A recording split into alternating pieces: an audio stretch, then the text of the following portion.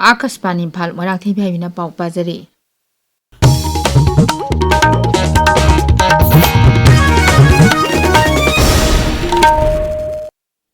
Pradhan Mantri Narendra Modi 15 suba India Japan Annual Summit yaurunaba ngasi numidang waram Japan gidama khongchalagani. Khongchat asi Sri Modi na Japan da chatpa 9 suba khongchat oiragani amasung Japan gi Pradhan Mantri Shigeru Ishiba ga unabana ahanba oigani. Warol amada mapan thoram mantalon hai khongchat aduda Pradhan Mantri ani na ngaksel security lalon itik amasung sermitlon technology amasung innovation amadi lebak ani gi miyam marakta totna tinaba hengalanba yauna Bharat ka Japan ga punna thabak tominariba hiram kyamaram Hanna Yangsingani. Makoina lamdam asigi amasung malengi oiba wafong kayasu kanagani khongchat asina leibak anigi marakta matam sangna dagi leiraklaba marup mapang oibagi akhanaba mari adu amu hena chesin halagani.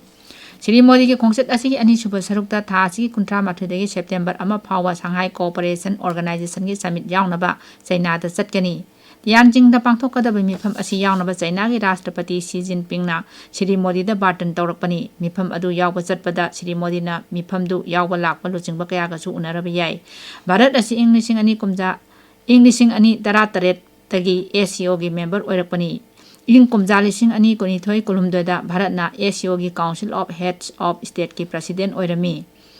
Pradhan Mantri Janadhan Yojana ngasi sahi 13 mapung phare kumja lising ani 13 gi August 15 da Pradhan Mantri Narendra Modi na Lal Killa gi phambak tagi laukthokhiba yojana asi malengi oina financial inclusion gi khwaidagi chawba thorangni kumja lising ani 13 gi August 19 da yojana do hodokladuna Pradhan Mantri na madu lairaba singbu awana marak tagi ningdamhanbagi kumaini haina singthakhi. Pradhan Mantri Janadhan Yojana asi financial inclusion gi national mission amani masina lebak asigi imung punamakta banking service phanganba amadi mipung khudingmak sel thungi phibam phagathanaba apunba khongjang ama changsilli.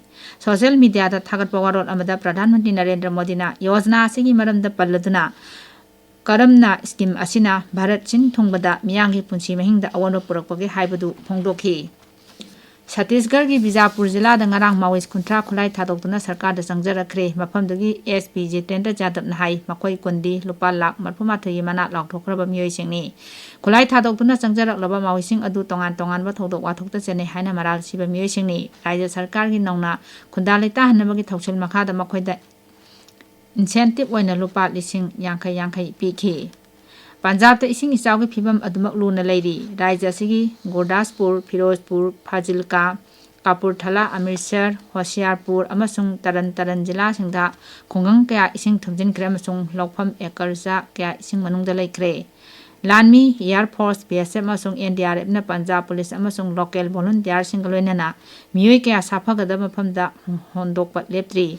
Railways na su railgari hupumanga chenba lephankre. Tripura State Electricity Corporation na kilometer 280 sangba rail lambi electrification tawba chada chamaloire. North East Frontier Railways na Tripura da electric locomotive power rail gari chenaba kanna hotnaringai charakta electrification asi loisinkhibani.